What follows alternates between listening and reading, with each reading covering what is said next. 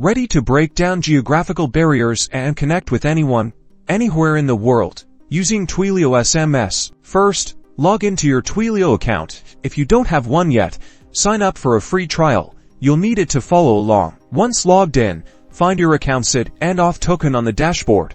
These are your keys to accessing Twilio services. Keep them safe. Next, let's talk phone numbers. When sending internationally, you absolutely must use the E.164 format. That's a plus sign, followed by the country code, and then the phone number, for example, 1 for the United States or 40 for the UK. In the to field of your SMS Compose window, make sure the destination number is correctly formatted with the plus sign and country code. Keep in mind that sending SMS messages to different countries can have varying costs. Check Twilio's pricing page for the most up-to-date rates for each country you plan to message.